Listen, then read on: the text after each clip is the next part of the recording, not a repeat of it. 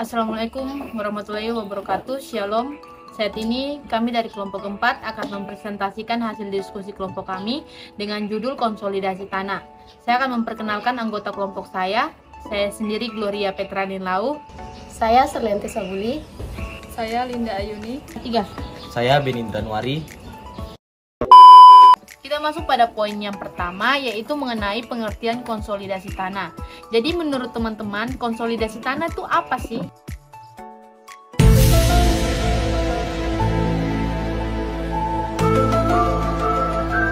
Jadi konsolidasi tanah adalah proses berkurangnya volume atau berkurangnya rongga pori dari tanah jenuh berpermeabilitas rendah akibat pembebanan.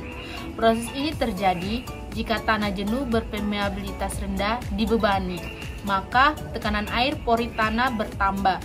Akibatnya, air mengalir ke lapisan tanah dengan tekanan air pori yang rendah yang diikuti dengan penurunan tanah. Karena permeabilitas tanah rendah, maka proses ini membutuhkan waktu. Selanjutnya, dalam konsolidasi tanah ini ada beberapa istilah. Yang pertama yaitu pemadatan. Jadi pemadatan ini merupakan proses di mana tanah mengalami penurunan volume karena pembebanan atau penghilangan air dari dalam pori-pori tanah. Yang kedua, itu tekanan efektif. Adalah tekanan yang sesungguhnya dialami oleh butir-butir tanah yang disebabkan oleh perbedaan antara tekanan pori dengan tekanan atmosfer. Yang ketiga yaitu indeks konsolidasi yang merupakan ukuran kemampuan tanah untuk mengalami konsolidasi, dihitung sebagai perbandingan antara perubahan volume dengan logaritma waktu. Yang keempat itu adalah permeabilitas. Jadi permeabilitas ini adalah kemampuan tanah untuk membiarkan air mengalir melalui pori-porinya. Yang kelima, laju konsolidasi. Jadi laju konsolidasi adalah kecepatan perubahan volume tanah terhadap waktu ketika tanah mengalami konsolidasi.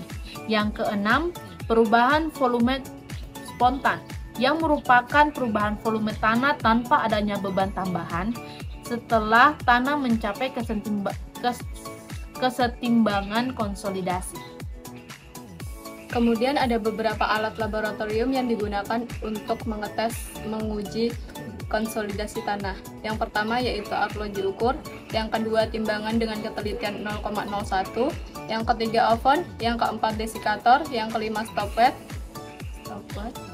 yang keenam alat pemotong, yang ketujuh yaitu penggaris.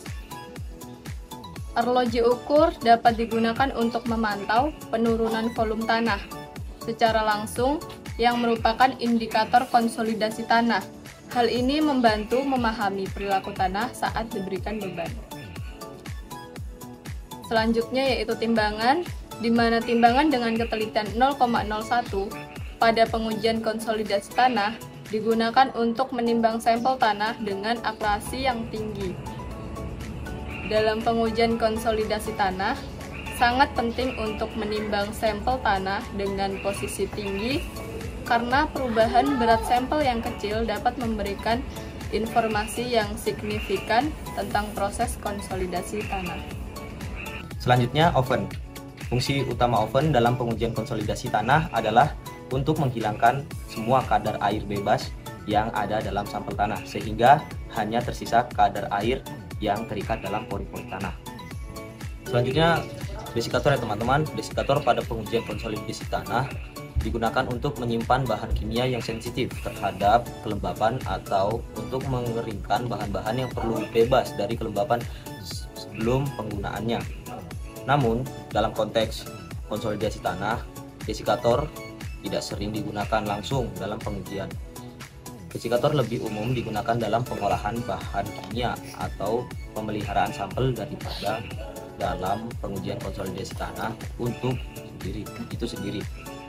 Desikator dapat membantu mempertahankan kondisi kering yang diperlukan untuk pengukuran berat sampel tanah atau bahan kimia yang digunakan dalam pengujian ya teman-teman.